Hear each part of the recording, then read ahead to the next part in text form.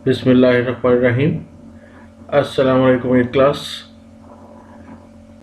Last lesson में हमने Venn diagram के ज़रिए कम्यूटेटिव लॉ यूनियन और इंटरसेक्शन के लिए प्रूव करना सीखा था।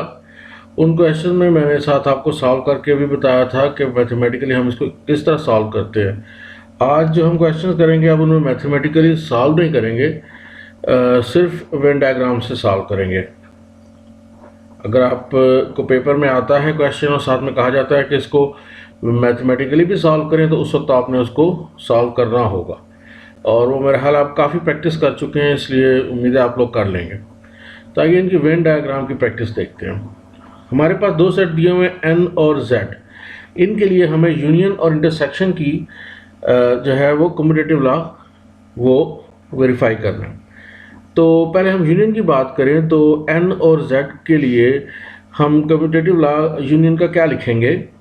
N union Z is equal to Z union N. अब याद करें कि एन और जेड उन तीन टाइप्स में से किस टाइप के दो सेट्स हैं? टाइप्स याद है? एक थी डिसजॉइंट, जो बिल्कुल एक जैसे नहीं होते, अलग अलग होते हैं। दूसरी थी ओवरलैपिंग, जिनमें कुछ मेंबर्स एक जैसे और कुछ डिफरेंट होते हैं। और तीसरी थी सबसेट, जब एक सेट के सारे एलिमेंट्स दूसरे के अंदर मौजूद होते हैं। तो आपकी मदद के लिए इस तरह करते हैं कि एन और जेड के एलिमेंट्स लिख लेते हैं। पहले एन है नेचुरल नंबर्स 1 2 3 4 5 6, और z क्या है? z है सेट ऑफ इंटीजर्स। ये क्या होते हैं? 0, फिर 1 और -1 यानी +1 -1, फिर 2 और -2 यानी +2, और साथ साथ -2 भी, यानी इसमें 0 भी है, इसमें +1 भी है, इसमें -1 भी है, इसमें +2 भी है, और इसमें -2 भी है। इसी तरह से इसमें +3 भी है, और इसमें -3 भी है, और इसी तरह से ये नंबर चलते जाते हैं। तो आप देख सकते हो कि n के एलिमेंट यानी 1 2 3, जो दरअसल +1 +2 +3 होते हैं, अगर नंबर के साथ कोई साइन ना लगाओ तो वहाँ पे हम प्लस ही जो है समझते हैं। तो 1 2 3 यानी जो +1 +2 +3 है वो z के अंदर मौजूद हैं, क्योंकि z में +1 भी है और -1 भी है, +2 भी है और -2 भी है। तो कहने का मतलब यह है कि n के सारे एलिमेंट्स z के अंदर मौजूद हैं। तो हमारी जो वेन डायग्राम है वो किस तरह की बनेगी कि हम एक पहले लगाएंगे z का सेट, जो एक बड़े सर्कल या बड़े ओवल पर मुश्तमिल होगा, और उसके अंदर एक छोटा सेट लगाया जाएगा जो कि n को ज़ाहिर करेगा। अब यहाँ पर z एक बड़ा सेट होगा जिसके सब सेट होगा n। अब हम इनको यूनियन के लिए पहले जाहिर करते हैं। अब जब n यूनियन z करना है तो हमें क्या करना है कि n यूनियन z करते हुए n और z के सारे एलिमेंट्स इकट्ठे कर लेने हैं, या हम वेन डायग्राम की शक्ल में बात करें तो n और z की सारी जगह मिला लेनी है। तो सारी जगह जब मिल जाएगी तो आपके पास ये जगह आ जाएगी, इसमें z भी सारे का सारा शामिल होगा और n भी सारे का सारा शामिल होगा। ये सब जगह किसको ज़ाहिर करेगी? n यूनियन z को। सेम काम जब आप z यूनियन n करोगे तब होगा कि z यूनियन n में भी आपने क्या करना है? z और n की सारी जगह को मिला लेना है, और तब भी आपके पास सेम यही पैटर्न, सेम यही शक्ल, यही एरिया हासिल होगा। मतलब ये जो एरिया है, एक ही एरिया n यूनियन z और z यूनियन n को जाहिर कर रहा है। जब एक ही जगह के जरिए दो डिफरेंट ऑपरेशंस को जाहिर किया जाता है वेन डायग्राम में, तो इसका मतलब होता है वो दोनों सेट्स आपस में इक्वल हैं। यानी लिखेंगे क्या साथ? सेम एरिया या रीजन रिप्रेजेंट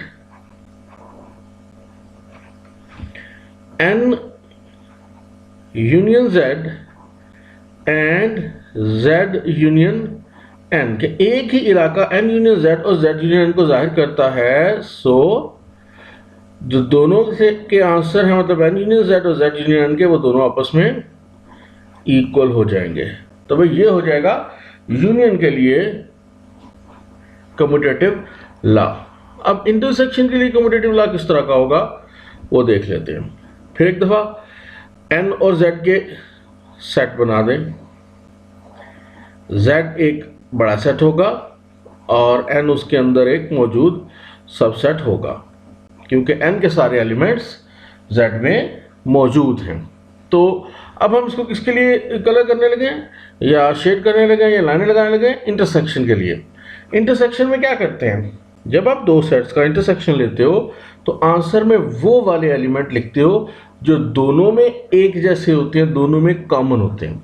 तो यहाँ पे आपने क्या करना है, उस जगह में लाइनें लगानी है, इस तस्वीर के उस हिस्से में लाइनें लगानी है जो n में भी है और z में भी है। तो भाई ये जो सारे का सारा n है ये z के अंदर मौजूद है, तो ये जो n की जगह है ये ऐसी जगह है कि ये z में भी है और ये जगह n में भी है। z तो ये पूरे इलाके में फैला हुआ है ना, और n उसके अंदर बीच में एक छोटा सा हिस्सा है। तो ये जगह जो n वाली है ये ऐसी है कि ये z में भी शामिल है और ये n में भी शामिल है, तो यही जगह n इंटरसेक्शन z में भी शामिल होगी। अब ज़रा z इंटरसेक्शन n के लिए देखें, उसमें भी तो यही करेंगे कि वो जगह जो z और n दोनों में शामिल हो वो भी आपके पास सेम यही जगह निकलेगी। तो वही बात यहाँ पे दोबारा लिखी जाएगी कि सेम एरिया रिप्रेजेंट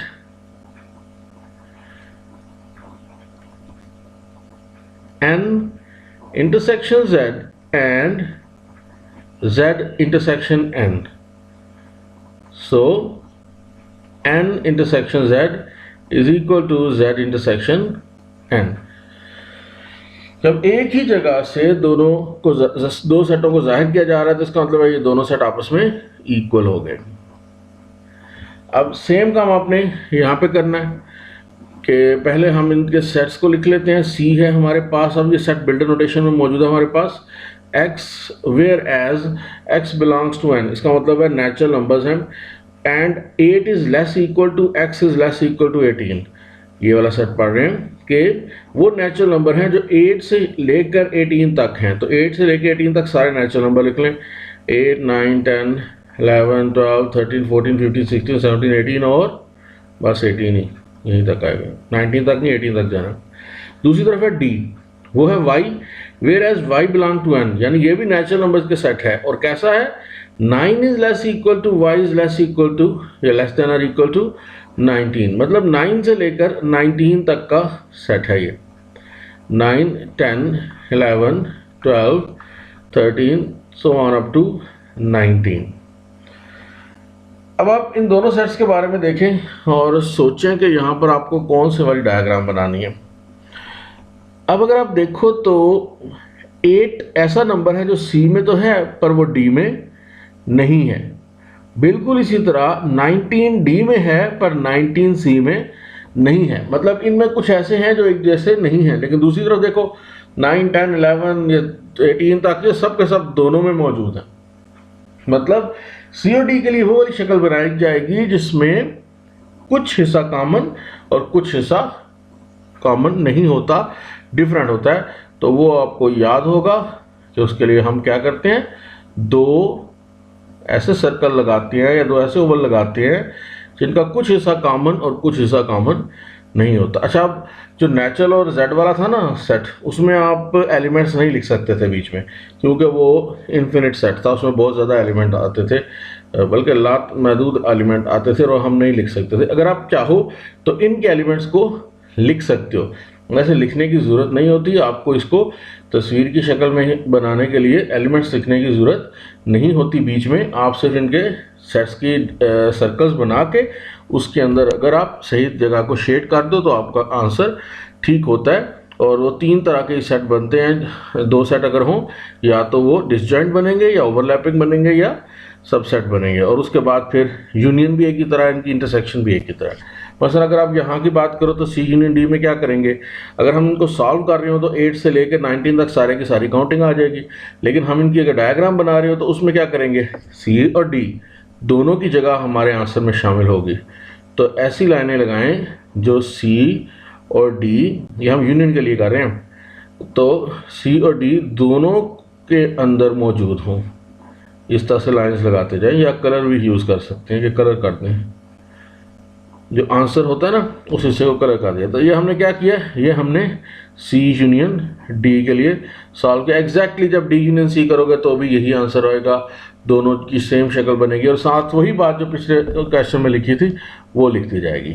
तो जब इंटरसेक्शन करने लगोगे तो क्या करोगे, इंटरसेक्शन करोगे तो आप वो नंबर्स या वो जगह ढूंढोगे कि जो दोनों में हो, ऐसी जगह जो कॉमन हो। अब ये सी है, ये हमारे पास डी है। अगर मैं इस जगह की बात करूँ तो ये सिर्फ सी में है, ये डी में नहीं है, और ये वाली जगह ये सिर्फ डी में है, ये सी में नहीं है। पर ये जो बीच वाली जगह है ये ऐसी जगह है कि ये सी में भी है और डी में भी है। तो यही जगह हमारे सी इंटरसेक्शन डी और डी इंटरसेक्शन सी में आएगी और ये हमारे आंसर में शामिल होगी। मतलब आपको काफ़ी हद तक वेन डायग्राम बनाने का पता चल चुका होगा। इसी तरह से अब आखिरी एक डिफरेंट टाइप का सेट है ई और ओ। ई है सेट ऑफ इवन नंबर्स, जो आपको याद होना चाहिए कि 0 +-2 +-4 +-6 +-8 पर मुश्तमिल होता है। जबकि दूसरी तरफ ऑड नंबर्स का सेट है ओ, जिसमें हमारे पास वो नंबर्स होते हैं जो 2 पे पूरा पूरा डिवाइड नहीं होते, +-1 +-3 +-5 एंड सो ऑन। अब आप इन दोनों में देख सकते हो कि कुछ भी कॉमन नहीं है। जो इवन है वो ऑड नहीं हो सकता, जो ऑड है वो इवन नहीं हो सकता। जब आप इनकी डायग्राम बनाओगे तो कैसे बनाओगे, 2 सर्कल बनाओगे अलग अलग, एक तरफ आपका ई आएगा, एक तरफ आपका ओ आएगा। तो ये भी इनकी जो है वो इनको रिप्रेजेंट इस तरह किया जाएगा। जब आप इनका यूनियन लेने लगोगे तो क्या करोगे कि ई और ओ दोनों को ही कवर कर दोगे, लेकिन याद रखना है कि आपने इनके बीच में लाइन नहीं लगानी, बीच वाली जगह इनकी शामिल नहीं है, ये अपनी अपनी जगह पर सारे के सारे शामिल हैं। लेकिन जब आप इंटरसेक्शन लेने लगोगे इस क्वेश्चन में तो आप कुछ इस तरह से इसको सॉल्व करोगे। ये आपके पास ई लगा हुआ होगा, दूसरी तरफ आपके पास ओ का जो सर्कल है वो मौजूद होगा। अब आपको पता है कि दोनों में कुछ भी कॉमन नहीं है, तो अब एम्प्टी सेट को हम वेन डायग्राम में कैसे बताते हैं। देखो, अब हमारी जो तस्वीर है ये ई और ओ वाली, इसमें कोई भी जगह कॉमन नहीं है, लिहाजा हमारे पास कोई ऐसी जगह नहीं है जिसे हम शेड कर सकें। तो हम कहेंगे कि no area of figure represent E intersection O. E intersection O को तस्वीर का कोई भी हिस्सा जाहिर नहीं करता, और सो ई इंटरसेक्शन ओ दरअसल हमारे पास क्या है, एम्प्टी सेट है। बिल्कुल इसी तरह से ओ इंटरसेक्शन ई जो है उसको भी तस्वीर का कोई हिस्सा जाहिर नहीं करता और वो भी एम्प्टी सेट है, लिहाजा दोनों आपस में इक्वल हो जाएंगे। ई इंटरसेक्शन और ओ इंटरसेक्शन ई का आंसर दोनों दफ़ा एम्प्टी सेट है। डिसजॉइंट होते ही तब है जब उनमें कुछ भी कॉमन ना हो, और कुछ कॉमन ना हो तो फिर इंटरसेक्शन एम्प्टी सेट पर ही मुश्तमिल होता है। तो भाई ये सेट्स आपने जो है वो वेन डायग्राम के लिए देख लेने हैं। इसके बाद हमें एक्सरसाइज 1.3 का क्वेश्चन नंबर 2 करना है। इसमें उसने पहले से आपको सेट्स की तस्वीर बना के दी हुई है, आपको सिर्फ इतना करना है कि इसमें कलर या शेड कर देना है जो है आपके ख्याल में आंसर है उसको। मसलन पहला अगर देखो ए यूनियन बी करना है, तो भाई ए यूनियन बी का मतलब है ए और बी को इकट्ठा कर लो। तो इकट्ठा भी आपने देखा कैसे करते हैं कि ए और बी दोनों की सारी जगह के ऊपर हम शेड कर देते हैं या लाइंस लगा देते हैं या कलर कर देते हैं। मैं यहाँ पे लाइंस लगा रहा हूँ, आप अगर फारिग टाइम आपको मिल जाए पेपर करते हुए तो आप कलर भी यूज़ कर सकते हो। ज़्यादा बेहतर है कि सिंपल काम करो, लाइन लगा दो। दूसरा क्वेश्चन है यू यूनियन ए। अब यूनिवर्सल सेट में ए वाला सेट मिला लेना है। यूनिवर्सल सेट ये सारे का सारा रेक्टेंगल है और ए ये बीच में ओवल है, तो यू के साथ ए को मिलाएंगे तो ये बाहर वाला यूनिवर्सल का पार्ट भी आ जाएगा और जो ओ का अंदर ओवल वाला पार्ट है वो भी आ जाएगा। तो यू यूनियन ए हमारे पास ये पूरे की पूरी तस्वीर आ जाएगी। ये हमारा यू यूनियन, ओहो ये दूसरी तस्वीर में नहीं घुसना, उधर ही रहना। यू यूनियन ए में ये सारे की सारी हमारे पास जो यूनिवर्सल सेट वाली दोनों फिगर है आ जाएगी। दूसरी तरफ है अब ए यूनियन ए को ए के साथ इकट्ठा कर लो, भाई किसी को उसी के साथ इकट्ठा कर लो तो आपको वही हासिल हो जाएगा दोबारा, और तो कुछ हासिल नहीं होगा। तो ए में ए मिला लें तो आपको ए ही मिलेगा।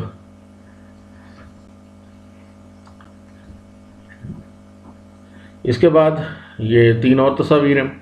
ए इंटरसेक्शन बी, ये अगर आप देखो तो और आपको याद है जो पहली तस्वीर है इंटरसेक्शन बी वाली, ये दरअसल सबसेट के लिए है कि जब बी ए का सबसेट हो तो ये डायग्राम हमारे पास आती है। अच्छा, तो ए इंटरसेक्शन बी का मतलब है वो जगह जो ए में भी है और बी में भी है। अब ये जगह सिर्फ ए में है, लेकिन ये जो बी वाली जगह है ये ए में भी है और बी में भी है, तो ये सारे की सारी जगह हमारा आंसर हो जाएगी। ये हमारा आंसर होगी। अब U इंटरसेक्शन A, U और A दोनों में कॉमन जगह, भाई U तो सारे के सारे पे को घेरे हुए है A को, तो U पूरे की पूरी जगह में पे मौजूद है और A उसका एक पार्ट है। तो A जो है वो हिस्सा है जहाँ पे U भी है और A भी है, मतलब ये वाली जो जगह है ये U में भी शामिल है और A में भी शामिल है। लेकिन ये जगह जो है बाहर वाली जगह, ये सिर्फ और सिर्फ U में शामिल है, इसको हमने शामिल बीच में नहीं करना, इसमें हम कोई लाइन नहीं लगाएंगे, सारे की सारी लाइनें हमारी ए के अंदर अंदर रहेंगी। और आखिरी है ए इंटरसेक्शन ए, जिस तरह ए में ए मिला लें और इकट्ठा कर लें तो आपको ए ही हासिल होता है, इसी तरह ए और ए में कॉमन भी क्या होता है, ए और ए में सारा का सारा ए कॉमन होता है। तो ए इंटरसेक्शन ए का जो आंसर है हमारे पास वो आ जाएगा ए वाला सेट। बस भाई आज के लिए इतना ही काम है। ये वेन डायग्राम की जो है उसके जरिए हमने कम्यूटेटिव लॉ देखा है। कल इंशाल्लाह इसका एसोसिएटिव लॉ जो और डिस्ट्रीब्यूटिव लॉ जो हैं उनको मज़ीद आगे देखेंगे। आज के लिए इतना ही काम है। ओके भाई, अल्लाह हाफिज़।